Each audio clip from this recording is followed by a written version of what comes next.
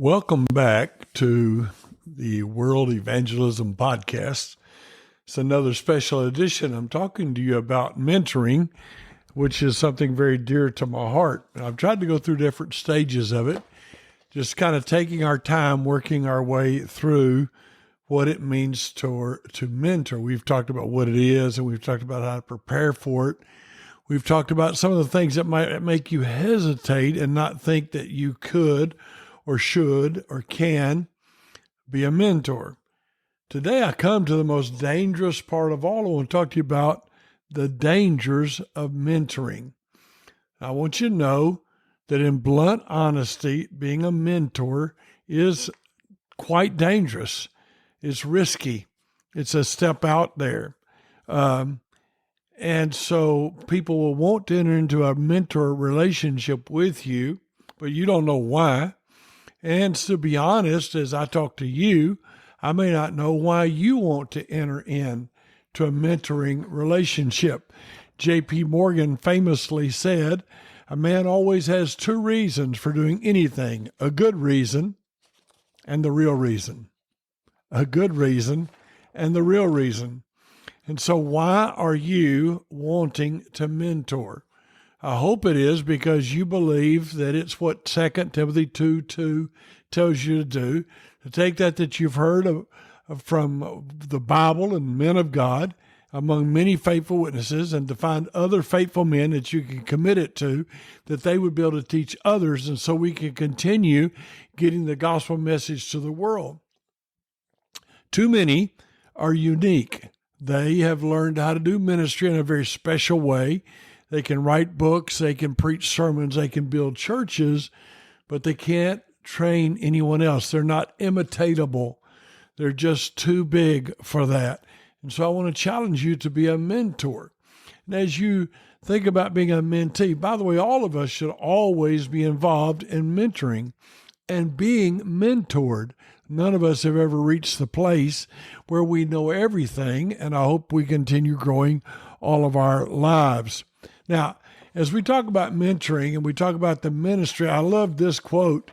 The most dangerous leadership myth is that leaders are born, that there is a genetic factor to leadership. That's nonsense. In fact, the opposite is true. Leaders are made rather than born.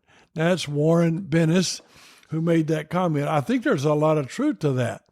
I know that far more than you would ever dream, you were meant to lead, and you can lead, and you are already leading.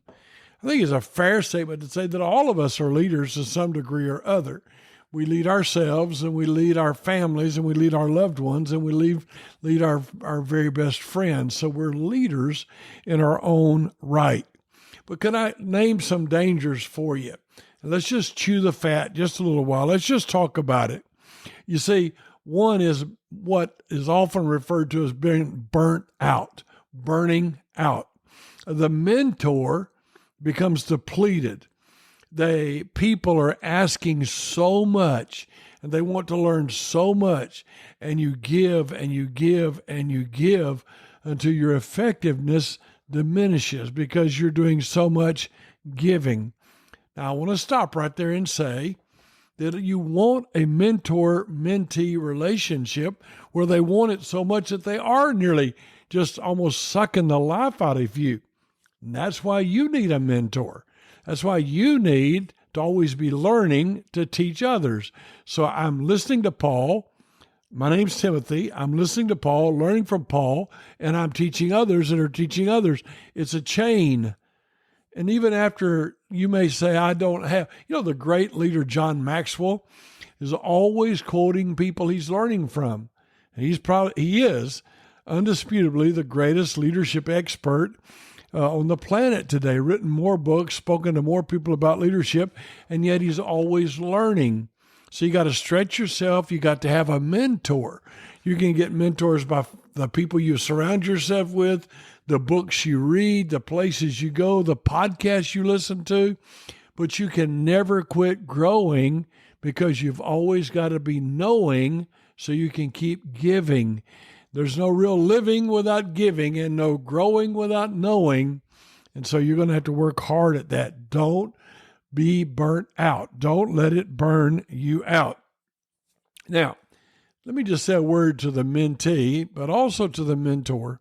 And that is, Bernard Shaw made the comment, beware of false knowledge. It's more dangerous than ignorance. And boy, isn't that true. So often when you're helping a guy, he has to unlearn. He has to unlearn before he can learn. It's amazing when I've been dealing with missionaries for a long time, and when they're brand new starting deputation, they don't know anything, and they're begging for help. But once they get a little support and people start looking up to them, they begin to get a really high and mighty feeling. And now it's time to learn the language, and they just don't. I had one man look at me and say that culture shock was for carnal Christians and he would never deal with it. And then I saw him run off up the hill, sit under a tree and cry like a baby. I saw another one throw his book at the teacher, language school book at the teacher. In other words, knowing too much can be dangerous. You want to keep a learner's attitude. You want to not be caught up in knowing too much. Great mentors are often overwhelmed by the demand of their mentees. It seems like they never can match the need.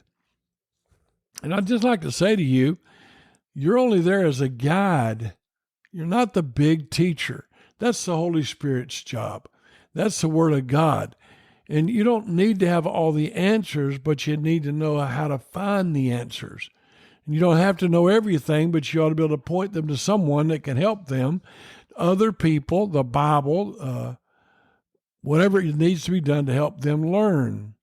And remember this, they ought to aim as high as they possibly can.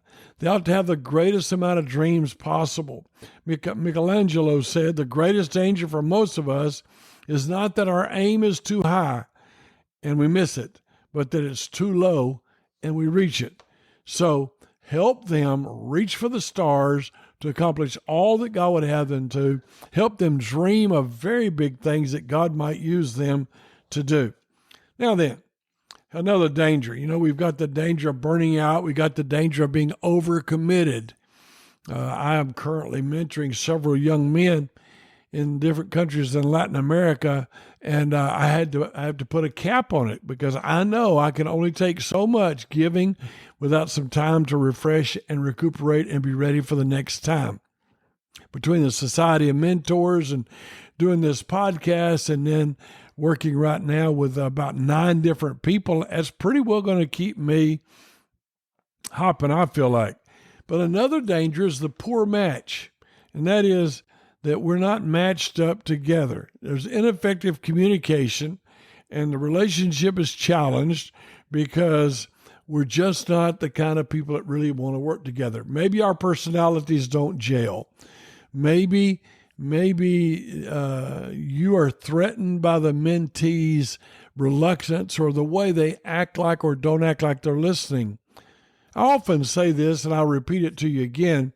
You got to get past the skin and get past the sin and see the real person. You got to get to the inside and see who they are. And so a mismatch can happen. It can happen because they don't want what you have to give, or you don't have what they want you to give to them. It could be because you have different goals. I knew, and I know even now, that my goal was always to train people. So my real goal wasn't soul winning. That doesn't mean we don't believe in soul winning and practice it. It just means that I wanted to train somebody not to be a soul winner, not to be a Sunday school teacher, not even to be a pastor, but I wanted to train people to train others so we could make a big difference. And so I would just say to you, look at it and make sure that you've got a match. Now remember this, mentors stretch the minds of their mentees. They help people grow. Oliver Wendell Holmes Jr. said, a mind that is stretched by a new experience can never go back to its old dimensions. So once you learn and stretch, boy, that's one of the greatest things about learning another language, crossing a cultural barrier. barrier traveling to other countries, meeting new people, is it stretches you. If you get out of the cocoon, you may find that you can fly like the butterfly instead of living like the worm all wrapped up in the cocoon. God has big plans for you, and I don't want to see you miss those plans. That leads me to another danger, and that danger is a lack of clarity of the mentor-mentee relationship. And that can confuse so many people and cause a strain.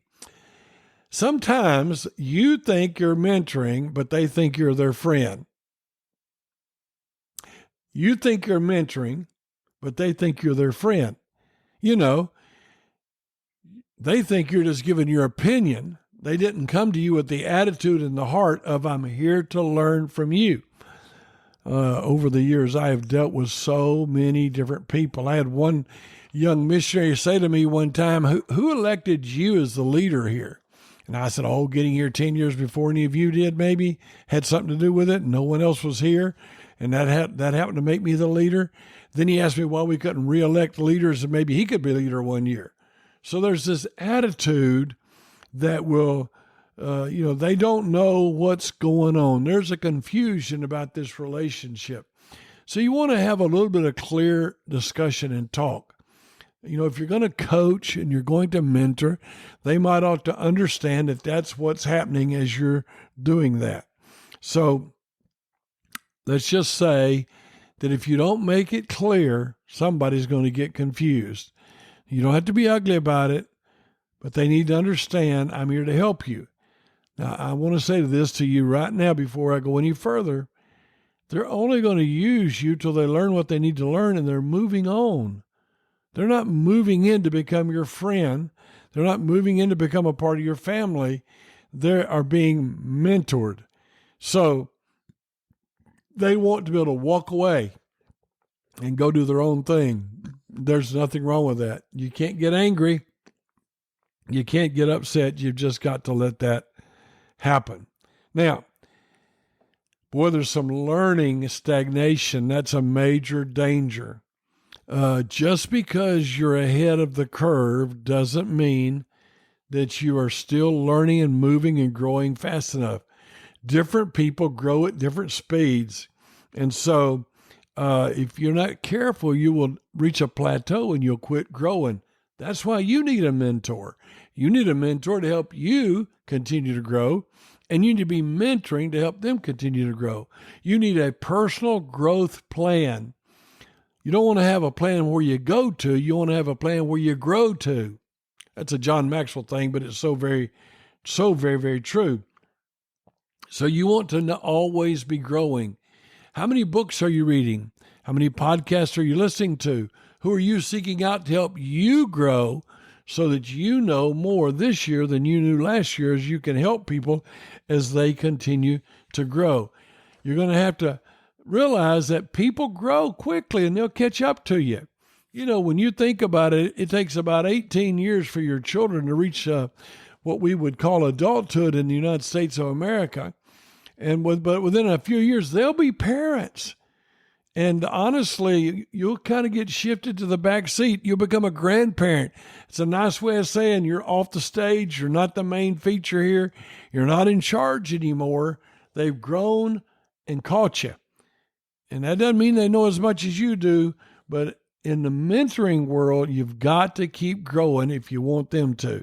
You got to keep proving that God's using you and that you have something to teach them. Now, they need danger. You don't have well-defined objectives so that you can deliver the desired outcome. You see, it needs to be, I know how to help you, whatever, raise your support. Or I know how to help you learn a language. I know how to help you cross cultural boundaries. I know how to help you get a church started. I know how to help you learn how to study. So you've got to have in your mind these clear, defined outcomes. And then you've got to realize that they're going to basically graduate from your program. They're going to move on to do other things greater and bigger than what you have in mind right now. Now, danger is becoming disengaged. You know, you can get a little bit discouraged. You can be like, man, I don't think they're listening to me. And they think you're not showing that you care. And there's this misunderstanding going on. You think you're showing love and respect, and they think that they are being ignored. And so it undermines the whole effectiveness of the program. So you've got to work at keeping good communication. You've got to work at keeping things on a plane where you can both talk and you can learn and grow. Otherwise, you'll slowly drift apart and you'll wonder if there was ever anything going on there. Let me just pause here to throw in a quote. I think it's wonderful. It says, Arthur C. Clarke said, "The only way to discover the limits of the possible is to go beyond them into the impossible." Can you imagine what would happen if you trained as many people as you could train and they trained as many people as they could train? We could change the world. I remember years ago hearing the first time about some major discipleship, not minor stuff like we do in churches with new believers, but where Dawson Trotman and the Navigator said, if you take one man and train one man for a year, and he becomes pretty much equal to you, and the two of you train the next year 2 people till they become pretty much equal with you, and then 4, and then 8, then 16, then 32, and then 64. It's almost impossible to imagine what could happen as we train people. Now, if you're going to have a mentor-mentee relationship, a danger is not taking responsibility, not being any accountability. So, you know, I have it set up with the guys I'm teaching that if they miss 3 times, I'm going to take them out of my program. Now, this is being done by Zoom, and I've got a lot of people waiting in line. But, you know, it has to be, I'm serious about this. It has to be, I will do the work. So for a long time, I've taught this. What you want to do is take the ball and put it in their court. See, you can't make a person learn and grow. You know, you can lead a horse to water, but you can't make him drink. So what you do, what I like to do is I like to give a responsibility, give an opportunity, and see if they respond. If they respond, they give it back to me. So it's like I put the ball in their court, they return the ball to me, I return the ball bigger with more responsibility, and we keep doing that until all of a sudden we're in this relationship. Please remember, you're not trying to mentor people that are on the same level as you. I mean, if both of you are first-year missionaries, you both probably need to be students together. But if one of you is way down the road and one of you has learned the language and one of you is planted at one church or multiple churches, that changes that. But you both got to take responsibility. I've got to take responsibility to say, I'm going to keep learning. I'm going to keep reaching out. I'm going to keep showing interest. The mentee's got to take responsibility to say, I'm going to respond and listen and be ready. I love what Mark Twain said. It's not the size of the dog in the fight, but it's the size of the fight in the dog. So isn't that the truth? So let's find people with a hunger and a passion and a desire and a fight to get the gospel out. Now, dangers, time constraints. You know, when you're a very busy church planting, leader training missionary, time can get away from you and you can't find the time. That's why I suggest, especially when you're on the field together, that you never do anything by yourself. Go together to do stuff. Let them walk with you. Let them watch you do it, listen to you do it, see you do it. Let them slowly imitate what you do, then let them take over and do what you do. But you know, time is going to be something you wrestle with all your life. That's why you want to learn to delegate. You want to take parts of your work that others can do and give it to other people. If somebody can do the job 50% as well as you can, 2 of them can do it as well as you can. So train people and delegate things out so that you can continue training. Don't let things step in your way and keep you from doing your job. Henry Ford said, obstacles are those frightful things you see when you take your eyes off your goal. So don't look at why it won't work. Look at why it will work and work at training other people to carry forward the message, to start more churches and to get the job done for Jesus Christ. Well, let me give you the last of the dangers that I wanted to mention today, and that is misaligned expectations.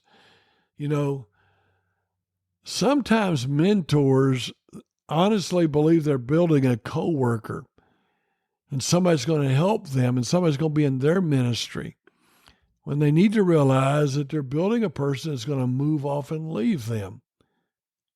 And sometimes mentees think you're going to take them under your wing and give them everything they need, and they don't want to pay the price to lift up and do things. And so it's a mismatch all the way around, and it leads to great disappointment. It can lead to fussing and fighting and arguing and disagreements. And that's not what we want to have happen in the ministry. So Dale Carnegie said the only way to get the best of an argument is to avoid it. And isn't that so true? So I say all this to you today to say, mentoring is dangerous. It's hard. It's scary. You can make friends, but you can lose friends. People can say you're using them and abusing them. It's always so funny. The one guy who looks at them and says, everything you're doing is the right thing, you're doing great, even though he knows it's not true. And that guy's loved. And if you take enough care about them and love them enough and say to them, no, actually, this is something you're doing wrong, let me help you with it, you may lose a friend. I want you to know that it's dangerous because you're opening up your heart. You're opening up your mind. You're being transparent and you're being vulnerable and you're letting someone else into your life. They're seeing the inside. They're seeing the real you. They're seeing what happens inside of you. They know you. And that's dangerous, isn't it? If they want to, they'll hurt you. And they may. So that's one of the dangers. But it's well worth the risk. It's still dangerous to be a mentor. It's dangerous because they could kiss you and turn you over to be killed like they did Jesus. It's dangerous because they could be like Korah and say, who made you the big shot over us? And God had to protect Moses. There was no other way. It could be dangerous like it was with Paul when some of his own people turned against him and he literally calls their name out in public and in writing, saying that they're wrong. So I want you to know it's dangerous, but I want you to know it's well worth it. I want you to know that I wouldn't trade it. I wouldn't go back. You'll be misunderstood. You'll be hurt. You'll hurt people.